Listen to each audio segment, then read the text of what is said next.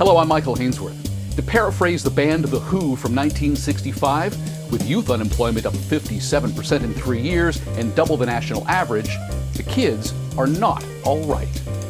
One of the biggest difficulties young people have right now is that a lot of job ads are looking for experience. They know that they can go out to the market and there's somebody there who's in their 60s. They're partially retired. They could take up that contract and they have a whole career of experience behind them. Tammy Schirle is a professor of economics at Wilfrid Laurier University and a C.D. Howe Institute fellow. She joins us now. Thank you for joining us. Thank you. 14.3%, the youth unemployment rate for 15 to 24, virtually unchanged year over year, but it's still above the pre-pandemic average of 10.8%. Why? So it is quite high, and it's really hard to say why. I am sure you could find someone out there who will speak very confidently about trade policy and oil prices and what that's all going to look like a year from now. I'm not that person. I'm certainly not going to try to do that. I think a lot of what we've seen in the past few years is uncertainty amongst employers. They're not posting as many job ads. We see that when young people are looking for jobs, it's getting harder and harder to look for them. It's really hard to understand it, though, because when we're looking at young people today, we can't just look back at what was happening in the 80s or happening in the 90s, right? They're just living a completely different experience than anyone in previous generations. And it's also hard to compare what's going on with older people who are in the market right now, because again, their experience is just so completely different. And so they're in a really unique situation right now. We don't have a long history on seeing this type of job market for young people. And so there's really a lot to pick apart there. Okay, so back up and give me some insight. I feel like old man Michael wants to know why the kids today can't get a job. What is the lived experience compared to the 1980s when I was looking for a part-time job? Yeah, it's really tempting, right, to come into the room and say, do you remember 1993 or do you remember 1983? It was even worse. Those were just different, right? What it meant to be a young woman in 1980 looking for a job is completely different from a young woman in 2026, right? If you were a young woman, say 20 to 24 in 1980, you were probably married. There was a good chance you were already having your first child, right? You were an at-home mom. Maybe you were looking for some jobs, doing all kinds of different things. Your life was just completely different, and you had a different education level as well. You weren't starting a career. You were looking for a job and starting a career maybe 10 years from now when you're past your kids' youngest ages. And even for young men, right, if you were unemployed in 1980 and you were 20 years old, you had probably just lost a job. But in 2026, you're really looking for that first big job. And those are just completely different paths to be on. So I really discourage people to jump into that, back in my day kind of conversation and really just think, what are they trying to do today that is so very different? And here, when we're looking at these young men and women today, they're looking for that first job. They're looking to launch their careers and get started. They're highly educated. They're working hard. They're willing to do a lot of work. It's just really tough to find those jobs right now. So is the 1.4 percentage point decline in the participation rate for youth who were attending school a function of the jobs market? Or is it also the schooling? They're not getting the schooling they need. Or is it psychology? My buddy can't find a job. Chances are I can't either. There's a combination of things that go into that. I think quite often when we see a tough job market out there, some people might think, do I jump into the job market, take that hard hit, finding that first job, or maybe I can go back to school for a little while. I can upskill some of what I've done in my previous degree. I can maybe add on that master's degree, maybe add on some diversity in my education portfolio before looking for that first big job, maybe get some co-op experience along the way, some, other learning that builds the skills that they're investing in for a while rather than jumping into a tough market. And for a lot of people, that's a very good move to make as well. So I think there's a big combination of different things there. There's also just a general increase in the amount of education that people have been doing over time. So parsing out some of those pieces is difficult. Let's break it down just a little bit here, because I see from the StatsCan report that Ontario has the largest base of, 1 million young workers, but the highest jobless rate, 17.7%. Quebec's youth unemployment rate is 9%. Ontario and Quebec were on opposite sides of the ledger year over year in changes. So Ontario lost jobs, Quebec gained them. What's Quebec doing right that Ontario isn't? That's really hard to try and figure out. I think to pin that down, you'd have to take a look at who is looking for jobs, who is going to school. Are the people who are not participating, so they're not showing up for the unemployment numbers, are they really just going back to school? You might see a lot more of that in Quebec than you do in Ontario. There's also just the types of opportunities that might be different in these two provinces in terms of what public sector jobs are open, what types of internships are open, right? What are those first jobs looking like for young people in the two provinces and how those are different? And then we also just accept there's a lot of volatility in these numbers. I mean, 1 million people looking for work is a lot of people. But when it comes to our job numbers, we're looking at a small sample of those. And so we have to expect there's going to be some differences here that are really a bit noisy. Some of it has to do with what's available and who's looking for jobs. Is there a public policy solution? If you had the ear of Ontario Premier Doug Ford, what would you tell him?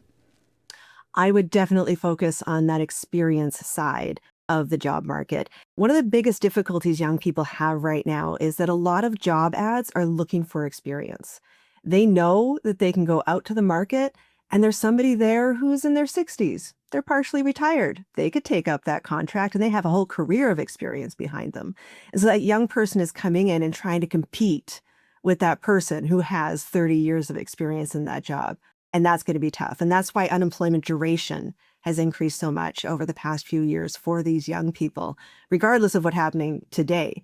So one thing that we can do at the provincial level is make sure that the resources are available there for students to find those internships, those co-op positions, find those really great summer jobs. Right. My first great job as a researcher was a summer job with the Ministry of Labor back in Manitoba early in my days, right? It was a summer job in the ADM's office doing little research tasks. And that helped set me down, a full career path that I followed thereafter. They're looking for those opportunities. And I think those are the types of things that get them the experience that's going to help them find that first big job. Let's come back to Old Man Yells at Cloud. I was at my local florist shop before Mother's Day. And I said, so I guess Mother's Day is, the pretty big day for you. Are you all ready to go for that? And he lamented that he couldn't find employees to work on Mother's Day. And his line was, nobody wants to work anymore. And when I've talked to young Canadians about that line, nobody wants to work anymore, their response is, nobody wants to work anymore for the money you're offering them. And what's the response to that? So there is this challenge in the market where, prices have gone up so much and wages need to keep up with that, right? If you're looking for options for work, you need to at least be able to pay the bills to get there. And that's a market problem, right? If you're having difficulty finding someone to fill that position, especially on Mother's Day, the simplest solution is to post a higher wage, right? That gets them in the door, and will probably make someone free up their time. And, I think maybe there's also something to say for a broader work-life balance perspective when it comes to jobs. Both young men and young women, I think, looking for evidence on this, but I think that they have that perspective to say, I need to work. I want to work. I want to build a career. But I also want that life away from my job with my family and, in my home and with the people that I love. And Mother's Day would definitely be one of those days. So if you're going to pull them out of that, you're going to have to pay them well enough to do it. Stay ahead of Canada's latest policy moves with the CD Howe Institute's weekly newsletter. Sound economic insights, early event alerts, straight to your inbox. Subscribe free at cdhowe.org. Help me understand the importance of youth unemployment to the broader economy. When we're thinking about the importance of youth unemployment today for the broader economy, I want people to think long term. You're looking at a young person who's trying to launch their career, they're trying to pay their bills today. But ultimately, what they're trying to do is build that career that gets them onto a path that allows them a higher income in their 30s, in their 40s, into their 50s, all the way along. And when you have that really, really rough start, That has this scarring effect where you're not going to be doing as well by the time you're in your 30s. You're going to be struggling to get to that dream job that you wanted for your 40s and 50s. And that affects everyone along the way. All of the consumer demand that you would have seen in their 30s, that's going to be lower. The housing market, how that's being affected when they're looking in their 30s and 40s, that could be altered as well. And so there's that long-term perspective to the experience that they have. And I think specifically with the group that we see coming out into the market today, they weren't just being scarred by what's happening in the world today and that lack of job ads and the difficulty with experience. They also had to deal with going through COVID just a few years ago. So they almost have this double scarring going on as they're trying to work their way into the market. It has long-term implications for their income, and that has long-term implications for all of the demand of goods and services that they're going to have over the next few years. So we certainly should be paying attention. What does a higher proportion of young Canadians attending school compared to pre-pandemic tell us? When we think about more people going to school now than before, that means they're coming in with some extra skills. Some of that might just be signaling, letting employers know that they have those skills, they're available, they're willing to do the work. Some of it, though, is also going to be bringing those skills to the job. We see the need for new skills today that certainly I didn't need 6 years ago. I'm trying to figure out some of these new things to learn and do. And so I think that's certainly part of what we would be seeing there. I have a 20-year-old in university right now, and I'm trying to encourage her to stay in school, get the master's degree as well. She just wants to get out into the workforce and start her new career. What would you tell her? That is a tough decision to make. First and foremost, if you're trying to decide whether or not to go to a master's degree, don't listen to your dad. You should be making that choice based on where you want to be going on your career path. That master's degree can be a really useful investment. It opens up a whole new set of opportunities if those are the opportunities that you'd want to pursue. It might be more worthwhile to find some training in a different type of job that aligns well and perhaps takes you on a different path. It's a difficult one to make, but generally speaking, if you're making a choice between a really bad job that you're not going to like and isn't going to help you build that career, and instead perhaps going out to do that master's degree, I'd probably go for the master's degree. All right, I was worried there I'd have to edit the entire answer out. But okay, young people I speak to are afraid that once they do graduate, AI will have taken the job for which they spent 4 years, 5 years studying. What's your advice to them on that? So AI is really interesting in the sense that I think it's captured our imaginations. We've seen so much software development over the past couple of years. We imagine all the robots taking our jobs and completely replacing us, especially in these entry-level positions, right? The thing is, right now, we haven't seen any evidence of that actually happening. We see a lot of firms trying to adopt AI, but they're not necessarily integrating it into their production process, at least not in a way that's improving productivity. And we haven't seen any evidence yet that it's actually replacing people in those entry-level jobs. It's a big concern, but we don't see it happening. So when I think about people who are just graduating, right, it really depends on what you're graduating with. If you're a tradesperson, say you're becoming a plumber, no one's going to replace my plumber with a robot, right? That is not a concern. But that person who's graduating might want to take the time to learn AI a little bit, figure out how they might integrate that into the work that they're doing as they go forward. It might help them organize their workflow, communicate with their contractors or their clients and other people. They should definitely be trying to figure out those types of skills. If you're a university student and you're graduating and trying to think about your future jobs, make sure you recognize first and foremost that AI and the LLMs that we see out there can only answer questions that people already know the answers to. So you want to be the person who's learning the skills to ask and answer the questions that we don't have answers for yet. And that's most of what we're trying to do in universities is teach people how to answer questions that don't have answers yet, right? We want to learn more. Those are the skills you want to make sure you have. And also just have that fact base in your pocket so that when somebody comes up with an AI answer that you know is wrong, you can point out is wrong. And that's going to help you in that job market going forward because you're going to see some value in just having that good fact base going ahead. I know you may be biased in your answer to this question, but are Canadian universities preparing students for the evolution of the jobs market in the age of artificial intelligence?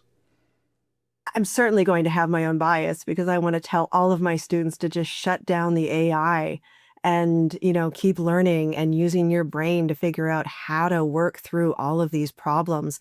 But at the same time, we know that there's actually some really useful tools out there, right? Just as we introduced computers and I have these great statistical programs to crunch numbers for me, we can use some of these LLMs to start helping us with our work and make us more productive.